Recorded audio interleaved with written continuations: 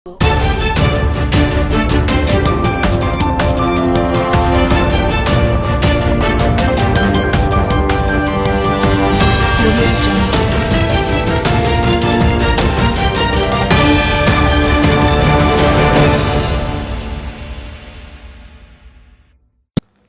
News పైకి స్వాగతం. నా పేరు సుమలత.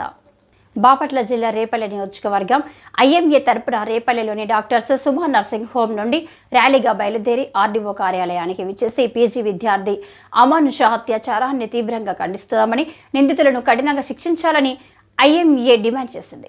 ఈ విషయమై ఆర్డీఓ హేలా షెరోన్కి వినతి పత్రం అందజేశారు. ఈ కార్యక్రమంలో president doctor Rajendra Prasad, doctor Subbarao, doctor Ravindra, doctor Prithvi, మరికొంతమంది డాక్టర్లు పాల్గొన్నారు. అనంతరం ఐఎంఏ సెక్రటరీ డాక్టర్ వసంత వీర రాఘవయ్య మాట్లాడుతూ, ఈరోజు ఉదయం 6 గంటల నుండి రేపు ఉదయం 6 గంటల వరకు వైద్య సేవలు బంద్ చేస్తున్నట్లు తెలిపారు. ఎంత హింసించాలో అంతమంది మాసు సామూహిక అత్యాచారం చేసి ఆ అబ్బాయిని చంపేశారు.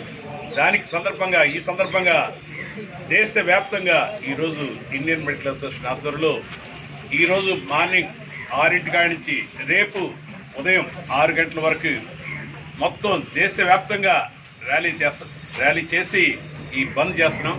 వైద్య సేవలు, సాధారణ వైద్య సేవలు అన్నీ కూడా బంద్ చేయడం జరుగుతుంది. ఓన్లీ ఎమర్జెన్సీ మాత్రమే డాక్టర్లు అటెండ్ అవుతారు.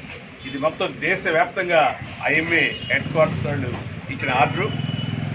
ఆ అత్యాచారాన్ని కనుక మనం చూసుకున్నట్టయితే మానవత్వం అనేది అసలు మానవత్వం విలువలనే పోయినాయి, ఎప్పుడు ఏనాడో పోయినాయి. అటువంటి విలువలు పోయి మనుషులు రాక్షసులు ఆ అమ్మాయిని హింసించి తెల్లారుజామున 3 గంటలప్పుడు ఆ అమ్మాయిని హింసించి చంపేశారు. మాసు రేప్ చేశారు. అసలు ఆ అమ్మాయిని తర్వాత అయిపోయినాక ఒక క్షణం కూడా బతికలేదు. కానీ తర్వాత మళ్ళీ ఎవిడెన్స్ నాశనం చేయడానికి మళ్ళీ గోండాలు మళ్ళీ సామూహికంగా మళ్ళీ అదే హాస్పిటల్ మీద దాడి చేశారు. దీన్ని సంయుక్తంగా ఐఎంఏ సంయుక్తంగా మేమందరూ కూడా ఒకే తాటిపై ముక్తకంఠం మేము దీన్ని ఖండిస్తున్నాం.